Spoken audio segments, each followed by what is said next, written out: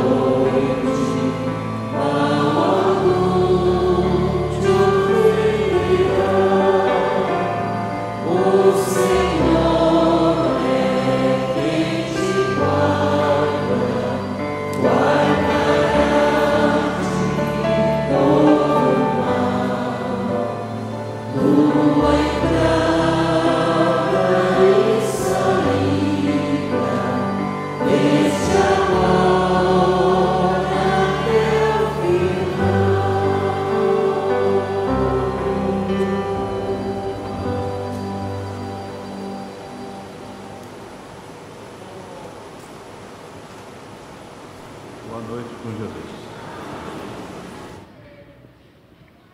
Vamos ficar de pé, irmãos, vamos ler a Bíblia.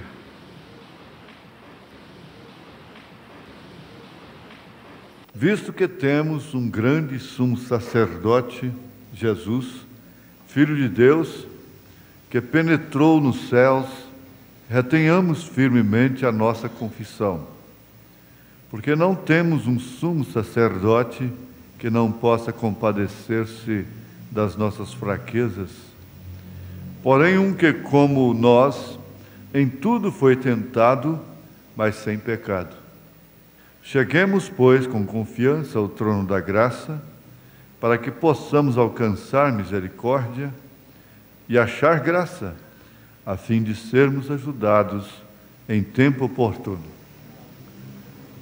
Te pedimos mais uma vez, ó Pai, que Tu venhas abençoar, vivificar a Tua palavra em nossos corações, de tal forma que possamos tomar a devida posição que devemos tomar em nossas vidas, em nome de Jesus Cristo.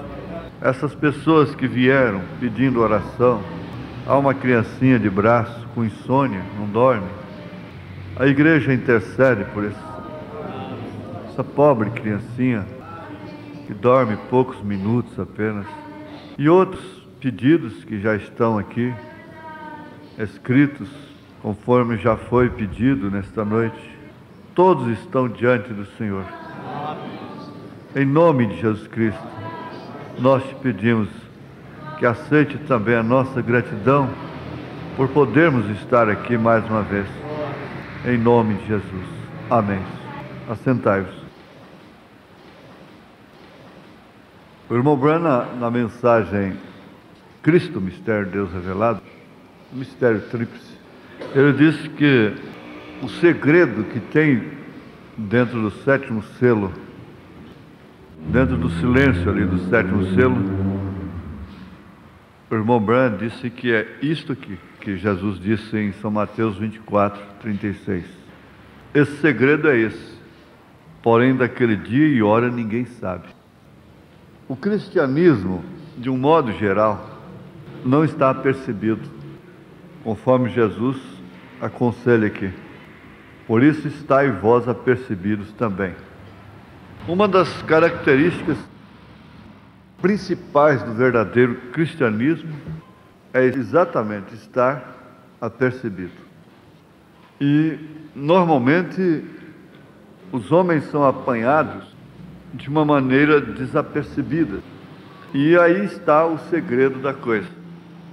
Na guerra de 67, Moshe Dayan foi um heróico sinal de Deus por Israel. O mundo oriental ficou todo contra Israel. Israel uma manchinha no meio deles. E ele chegou a ver mesmo nuvem de anjos a favor de Israel. Vocês sabem que sempre os anjos lutaram por Israel. Desde o Velho Testamento é cheio disto. Mas acontece que naquela guerra ele tomou um grande forte do inimigo. Eu não sei detalhar de quem, onde. Os mais estudiosos, que sabem guardar mais as coisas, sabem qual foi o forte. Mas foi um forte muito importante, um lugar estratégico do inimigo. Ele tomou. Israel estava de posse daquilo. Mas no dia da comemoração, no grande dia festivo de Israel, eles ficaram desapercebidos em relação àquele forte. O comandante, os soldados que tomaram posse dali, imbuídos daquele sentimento festivo e naturalmente agradecidos, né? Passaram por despercebidos. E o fato é que eles perderam o forte. O inimigo reconquistou porque eles estavam desapercebidos. Agora vocês vejam, um herói como Moshe Dayan foi, deveria ser perdoado, porque o que aquele homem fez naquela guerra não é brincadeira. Mas não foi. Ele foi deposto imediatamente. Isto por quê? Ele era o comandante geral, era o ministro da guerra. E não foi o bastante o comandante daquele forte, soldados ali, serem depostos, mas ele próprio foi deposto. E aquilo chamou a atenção do mundo todo. A rigidez, a disciplina daquele exército. Agora, também isso chamou a atenção dos pregadores. Isso foi matéria, naturalmente, de muitas mensagens no mundo todo. Naturalmente, baseando-se nisso aqui que Jesus disse.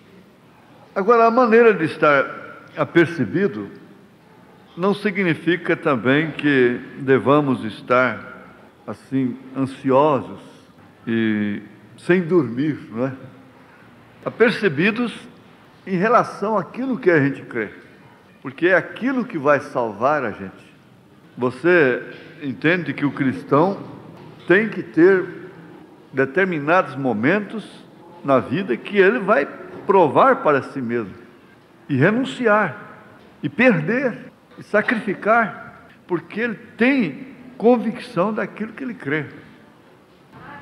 Eu cresci vendo minha mãe, era difícil a mamãe, a vida para ela era muito custosa, e a única renda extra que ela tinha era alugar a casa na Festa de Trindade, lugar cômodos, quintal, para barracas, essas coisas assim. Todas as vezes ela tinha que bater o pé. Não, senhor, hoje eu não faço negócio, hoje eu não recebo nem pago. E meus tios, meu próprio avô, ficava implicado com aquilo. Eu nunca vi minha mãe tomar prejuízo por isso. Então eu cresci daquela forma. E logo veio o profeta e endossou isso. Não é verdade? A gente relaxa, na verdade. Agora, vai passando por desapercebido. O que tem isso? Ora, o que tem isso? O profeta disse, se você honra Jesus, você pode ficar certo que Ele vai te honrar. Pode estar certo disso, sem dúvida alguma. Agora, a gente lê, então Deus chama a atenção de certas coisas quando a gente está lendo, aqui no púlpito, que às vezes quando você lê a parte não vem. O nosso assunto não é bem isso aí, mas está relacionado porque se trata dos selos. E o capítulo 24 de Apocalipse, ele tem um paralelo com o Apocalipse. O irmão Branham revelou isso, estudou isso, nesse sermão profético, né, de Mateus 24.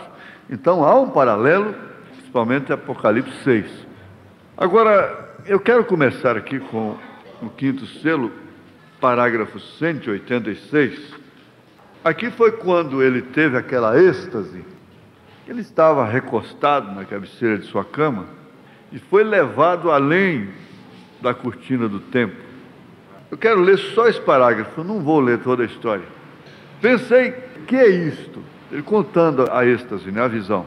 Voltei para olhar para trás e ali estava recostado, quer dizer, meu corpo estava lá embaixo, recostado.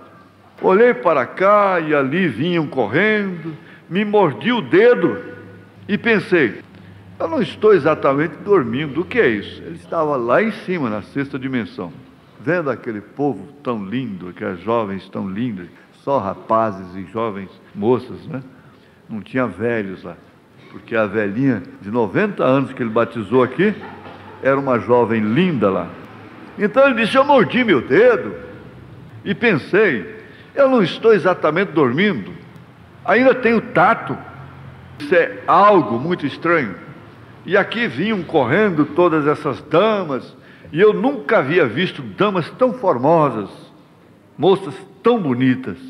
E todas correram e chegaram até onde eu estava, e vocês sabem como tem sido minha vida. Me consideram como alguém que odeia as mulheres. Porém, não é assim. Eu penso que uma mulher boa é uma verdadeira joia. Porém, uma que não é boa é como disse Salomão, apodrecimento em seus ossos. Então o que eu censuro é a mulher de má fama ou a intrigante. Também ainda não é o nosso assunto propriamente. Por que isso ficou relacionado, Deus sabe. A mulher de má fama ou a intrigante. Ela não é de má fama, ela não é perdida, mas é uma mulher intrigante. Isso está plenamente relacionado com a igreja, porque a mulher é o tipo da igreja. Então não se prega o evangelho sem tomar a mulher como exemplo, não tem jeito. E aí nós temos as igrejas passando por desapercebidas, porque a pessoa fica integrante, a mulher fica intrigante, porque ela deixa de cuidar, de estar apercebida com aquilo que é seu dever e passa a intrigar com aquilo que não é seu dever, que não é posto do seu dever, que não é sua obrigação, que ela não tem nada a ver com aquilo, que ela não vai responder por aquilo. É exatamente o que está acontecendo com a igreja, com o cristianismo de um modo geral, porque ele está desapercebido exatamente porque ele está voltado para a política, casado com o Estado. A igreja casada com o Estado, com a política. Desde os católicos até a pentecostal hoje. Tudo casada com a política, com o Estado. Muito apercebidos, sim, com a droga, com as coisas terrenas, pelo estado social da humanidade. Mas a igreja, então, ela ficou desapercebida com aquilo que realmente é para ela fazer. Porque se a igreja fosse o sal da terra, de fato, a terra estaria diferente, completamente diferente. Por quê? Cada membro da igreja agiria de uma forma percebida em relação às Escrituras, em relação àquilo que realmente lhe compete fazer. Então, quando você intriga com uma coisa, você tem que se lembrar disso aqui. Antes de você se intrigar, você vai pensar: isso é da minha conta? O que quer dizer, isso é minha obrigação? Me compete? Porque enquanto você está apercebido com a coisa, você fica desapercebido com a outra. Então eles vão ali numa praça, fazem um tiroteio, simulam até um assalto, uma coisa de banco, para enquanto a polícia está apercebida ali, eles estão fazendo o rombo noutra praça, noutro banco, muito maior, diferente. Isso quer dizer, chamando a sua atenção para uma coisa que não é realmente a sua obrigação. Enquanto isso, as filhas estão sozinhas, estão na casa do vizinho e não sabem o que está acontecendo. Mas eu pergunto, onde estão as suas mães? Está lá na repartição, está lá no clube, está intrigando com a vida dos outros, com política e outras coisas. É um exemplo fiel disso. Quer dizer, a conduta pessoal, como o profeta toma a mulher aqui, então vou dizer, vamos tomar a mulher, como ele tomou. Essa conduta é que faz com que ela fique desapercebida. Ela está mais apercebida com a beleza natural, com os cuidados daquilo que vai apodrecer, do que se cuidando daquilo que nunca morre. Quando ela deveria cuidar, em primeiro lugar, daquilo que nunca morre. Agora, isso é a condição da igreja, de um modo geral. Aqui no quinto selo mesmo, no parágrafo 2, na oração que ele faz, veja como que ele orou aqui, irmãos. É coisa que a gente fica assim, estarrecido, né? Parágrafo 2. Ele disse: bondoso Pai Celestial e Deus Todo-Poderoso, Tu fostes quem trouxeste a Jesus Cristo dentre os mortos, e agora nulo tens apresentado nestes últimos dias no poder do Espírito Santo. Estamos sumamente agradecidos por estas visitações do Deus imortal. E agora, Pai, estamos frente a uma nova hora, uma que possivelmente mudará o destino eterno de muita gente. Não é de todas as gentes, mas de muita gente. É onde a gente tem que ser agradecido, porque nós estamos neste rol. Deus mudou o seu destino. Você diz: bom, eu podia hoje estar lá, assim, assim, assim, eu podia ter isso e ter aquilo, mas essa mensagem cruzou o meu caminho, como acontece de muitas pessoas lamentarem quando se desviam, que caem e se prostram, não? Então começam a lamentar e são revoltadas contra o profeta, contra o pastor e tudo. Perdeu o seu tempo. Ora, elas não entenderam, e quem sabe muitos de nós, eu mesmo tenho que ter esse cuidado, porque Deus mudou meu destino. A minha vida é uma contradição, é um paradoxo, e Deus mudou o seu destino também. E o que realmente faz a diferença, nós sempre vamos citar isso, o que faz a diferença, a revelação dos selos, a revelação do Apocalipse. É o que caracteriza a mensagem deste homem como de profeta de verdade. Caso contrário, ele seria como um dos demais usados por Deus, como muitos consideram. Não, ele foi um grande homem usado por Deus. Mas não é não. Ele é profeta. Profeta maior. Então, você não pode lamentar, você não pode se entristecer, murmurar, dizer, oh, mas que coisa, veja só, Deus mudou o seu destino. Para você agradecer a condição que você está hoje, seria necessário que Deus te mostrasse de que forma, te desse uma visão, uma êxtase, e mostrasse onde você estaria se Ele não tivesse mudado o seu destino.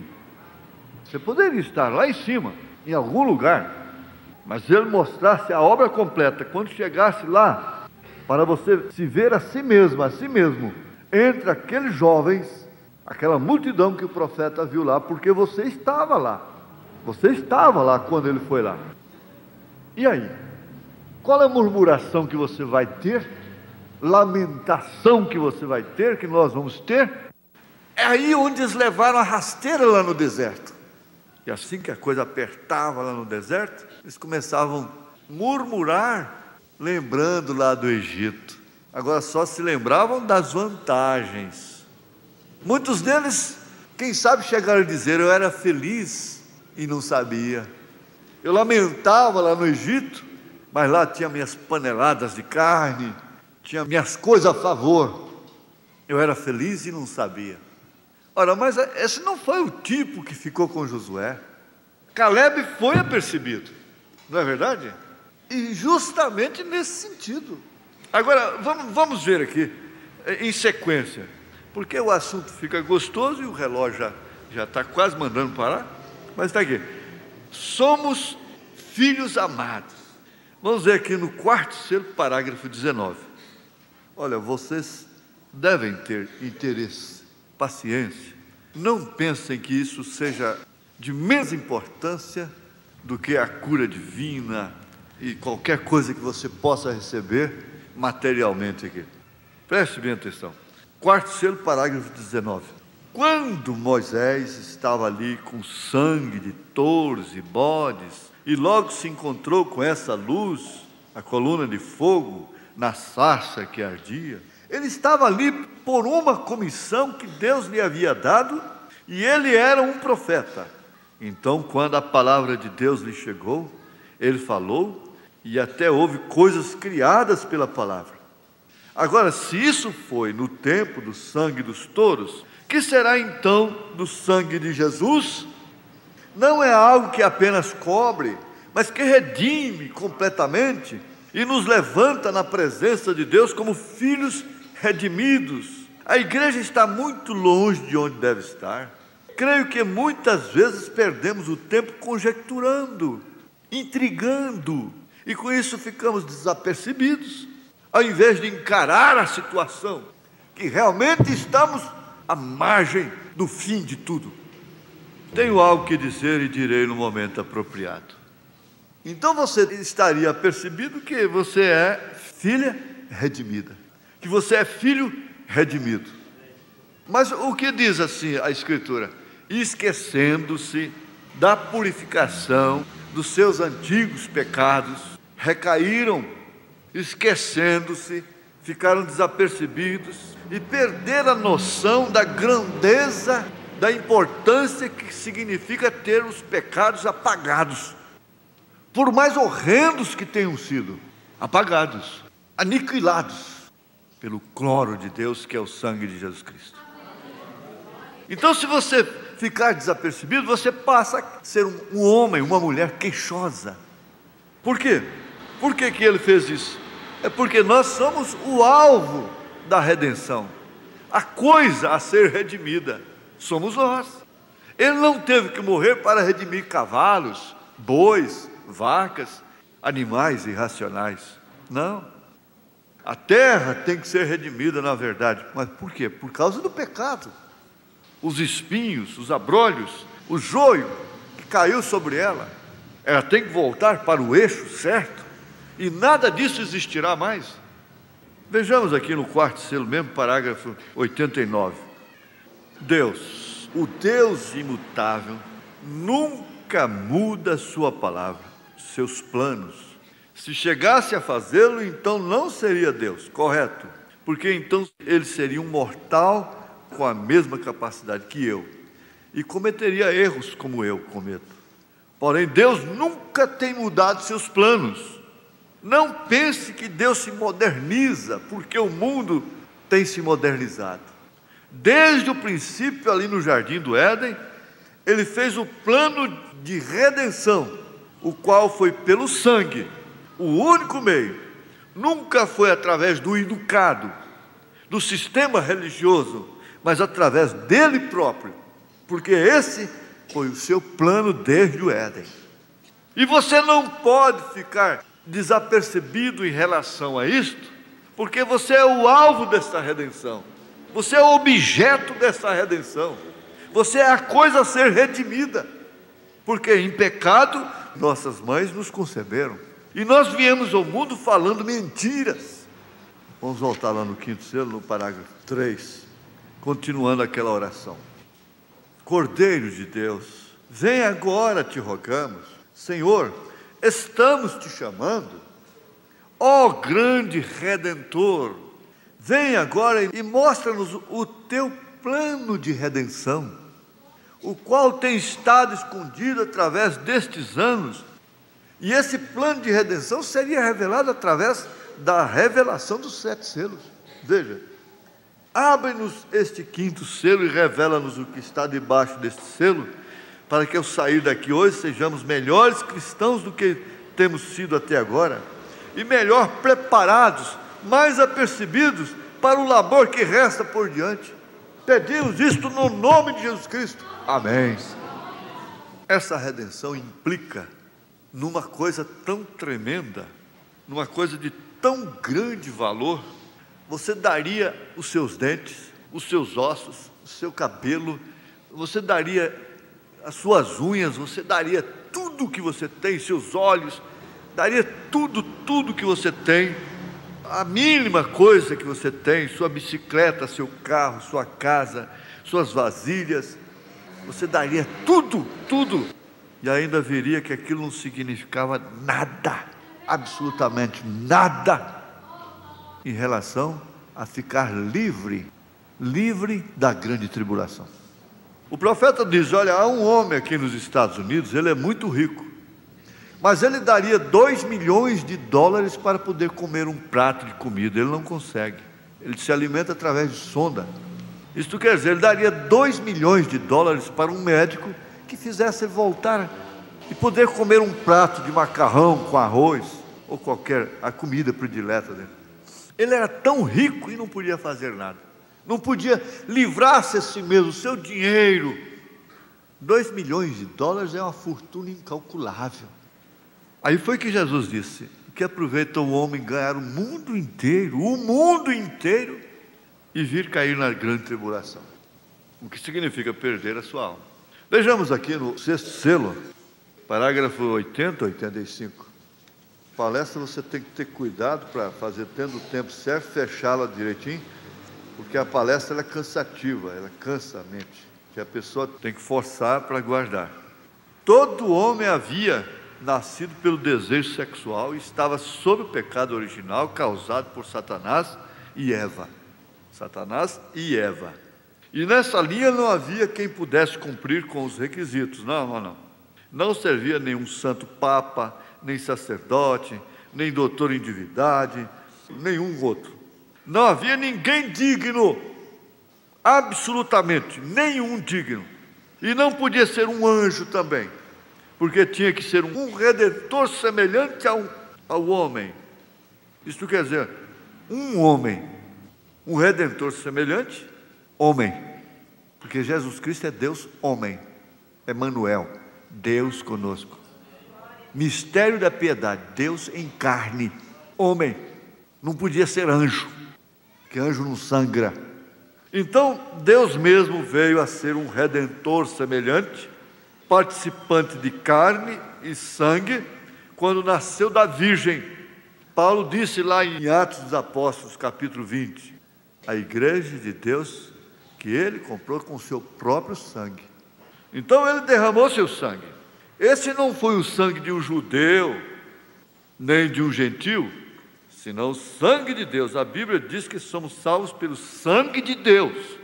E como vocês já sabem, o filho sempre tem o mesmo sangue de seu pai. Por exemplo, com as aves. A galinha pode pôr um ovo, porém, sem o concurso do galo, o ovo não produzirá o pintainho, porque não é fértil. A mulher somente é uma incubadora, uma portadora do óvulo, porém o germe de reprodução vem do varão. E neste caso, o varão é Deus mesmo.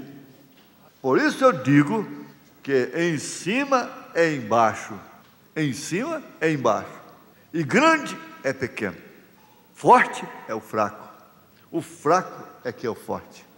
Deus é tão grande que pôde descer ao nível tão pequeno de um germe no seio de uma virgem, e ali desenvolveu células e sangue, nasceu e foi criado sobre a terra, e assim teve seu princípio sem adulteração, sem nenhum desejo sexual.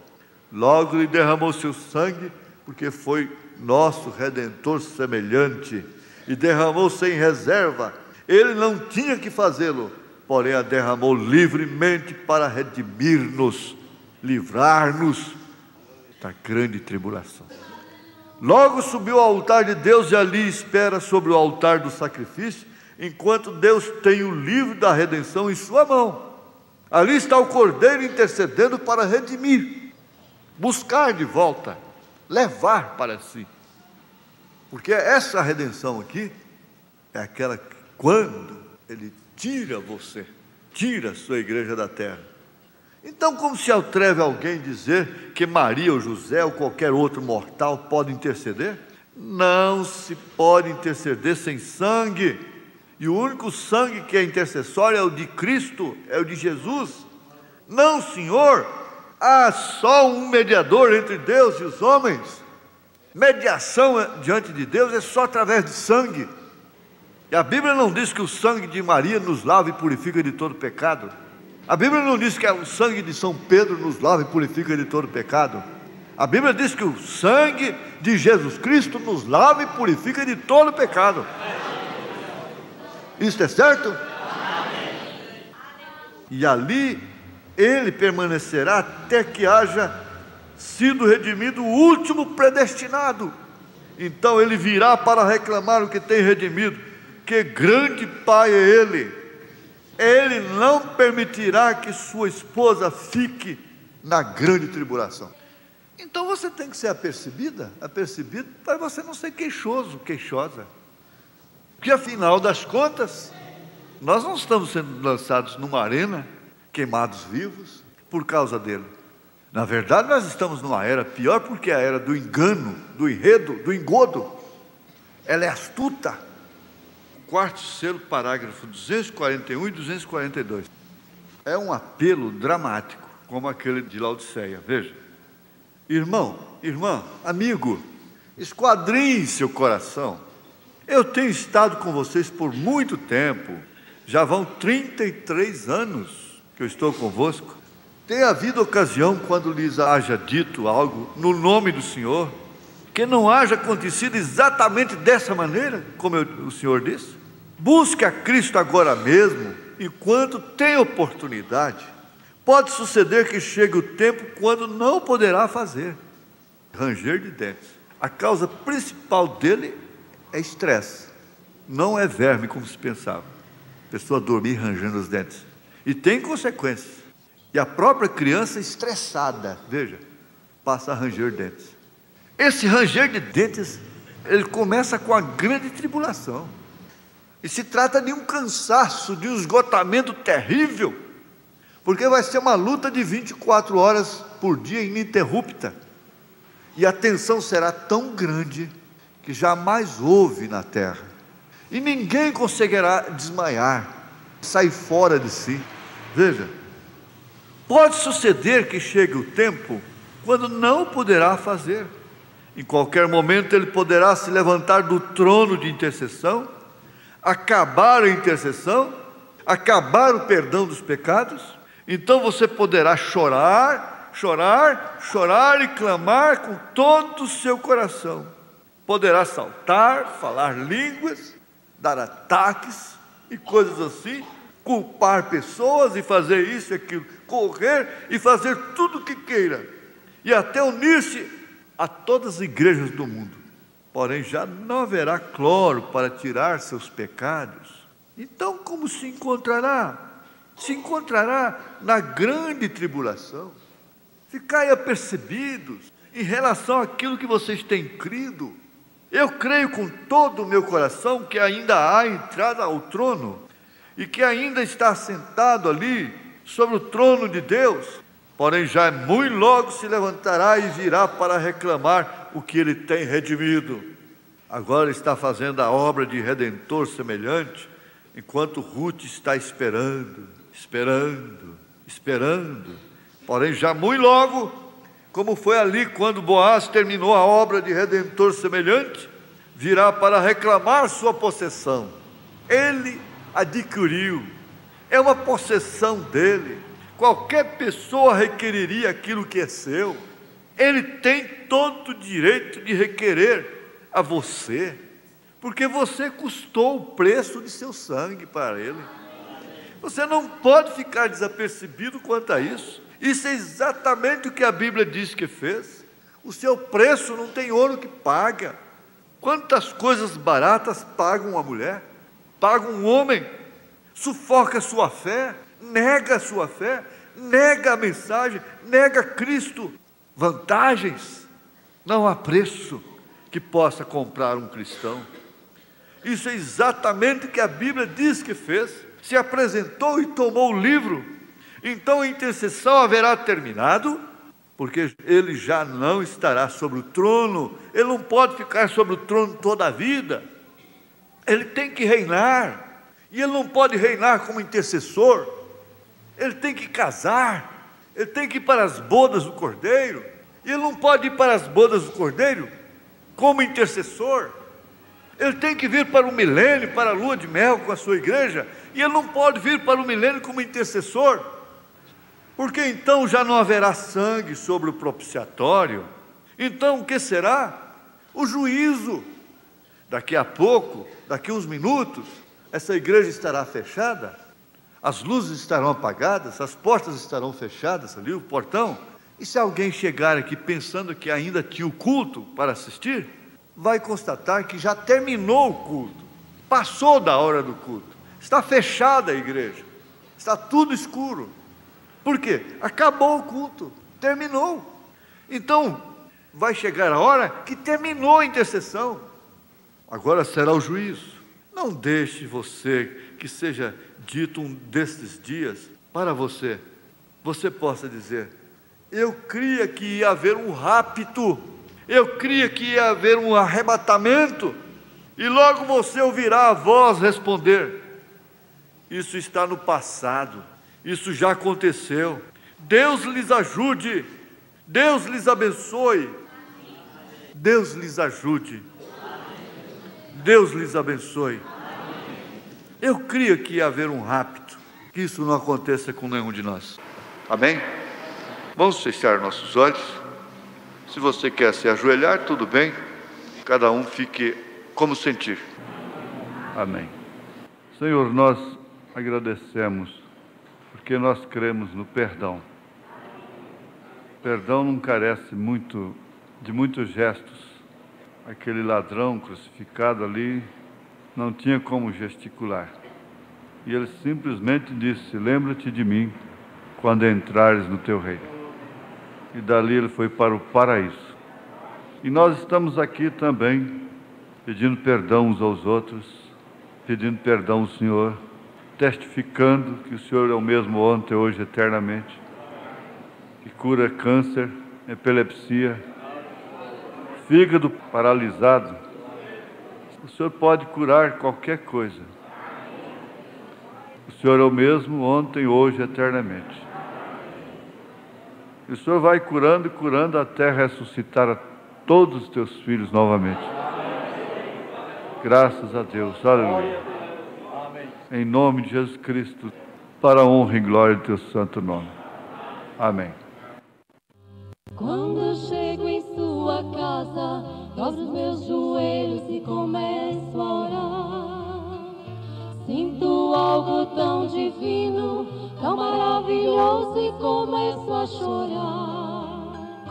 Sinto um calor tão forte que vai aquecendo o meu coração. Sei que és tu, meu Jesus, e já ouviu minha oração. Jesus, vem tocar em minha vida, trazer um pouco de alegria para este pobre coração. Jesus, pela fé agora eu vejo um anjo trazendo a vitória e ele entrega em minhas mãos. Se estás amargurado e estás cansado de tanto sofrer, suas forças já se foram, você até pensa que não vai vencer. Levante seus olhos agora, veja a vitória perto de você. Jesus Cristo está aqui e está dizendo: você vai vencer. Jesus, vem tocar em minha vida, trazer um pouco de alegria para este pobre coração. Jesus, pela fé agora eu vejo um anjo trazendo a vitória e ele entrega em minhas mãos. Um anjo trazendo a vitória e ele entrega em minhas mãos.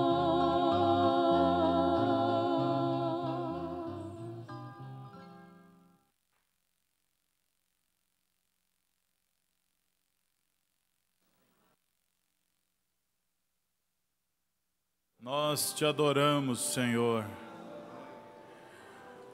Nós elevamos as nossas vozes a Ti nesta hora. Fale com o Senhor neste momento. Fale com o seu Senhor neste momento. Fale com Deus. Deixe diante do altar todas as tuas necessidades, todas as suas queixas, tudo aquilo que você precisa. O Senhor é poderoso para responder.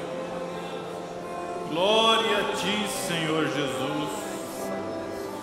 Glória a Ti, Senhor. Como nós Te agradecemos, Pai, pela revelação da Tua palavra, por sabermos que somos redimidos pelo sangue de Jesus Cristo, pelo sangue do Cordeiro. A redenção tem acontecido a nosso favor. Por isso, Deus, nós cremos na cura divina. Nós cremos no amor do Senhor em cada coração, em cada vida, consolando, ajudando no dia a dia.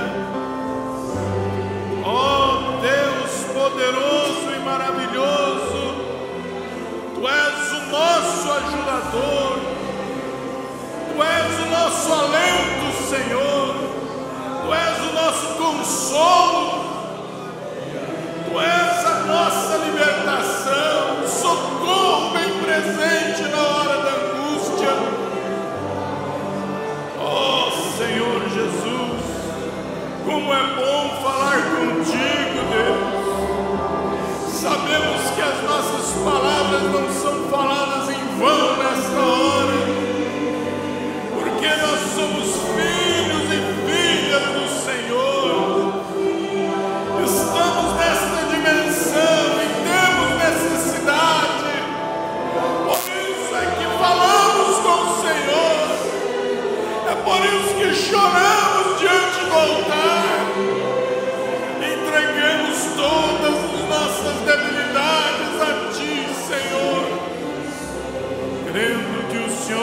poderoso para nos ajudar. Glória, glória, glória ao Senhor Jesus Cristo. Obrigado, Senhor Jesus. Esses nomes desse pedido de oração, a igreja ora por cada um nesta hora. Pessoas precisando do Senhor, pessoas que estão em hospitais, outras enfrentarão cirurgia, outras vão viajar, outras precisam de um emprego. O Senhor é o Deus que pode ajudar cada uma, Senhor.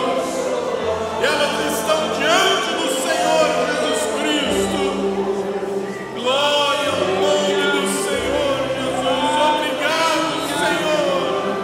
Obrigado, Senhor Jesus, pelo privilégio de adentrar estas portas, pelo privilégio de assentar nestes bancos e ouvir palavras que aumentam a nossa fé, que aumentam a nossa revelação.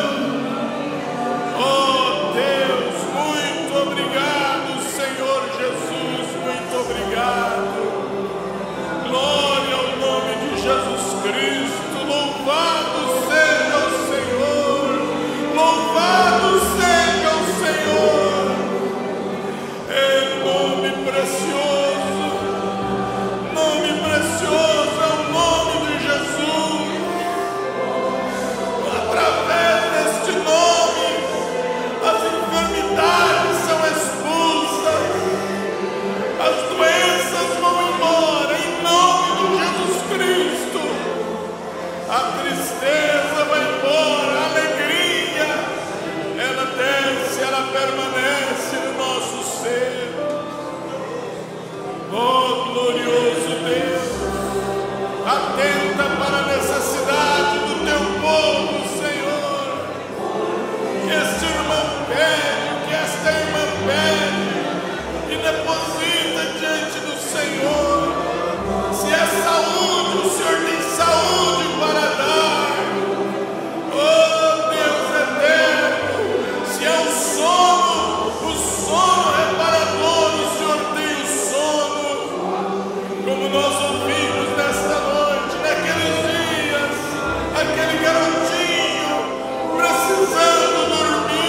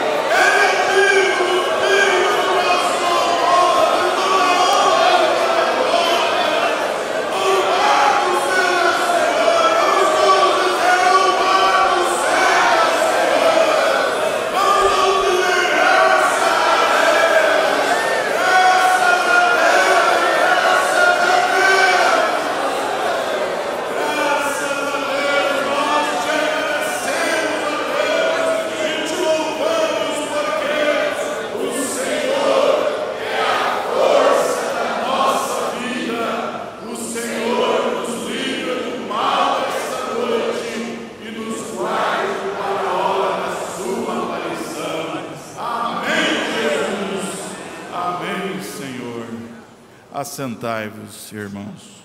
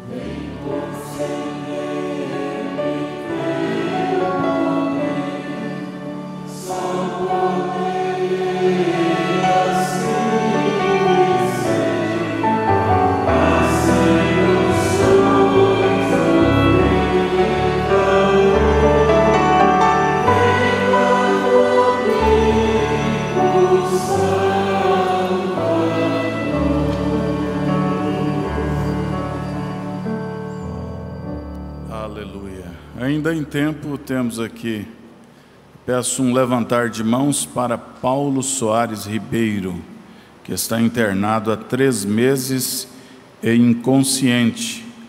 Creio nas orações da igreja e de que para Deus tudo é possível. Você crê? Amém. Está diante do Senhor Paulo Soares Ribeiro. Graças a Deus. Quarta-feira, se o Senhor permitir, mais um culto abençoado como este aqui no tabernáculo. E você despeça do seu irmão e Deus te abençoe.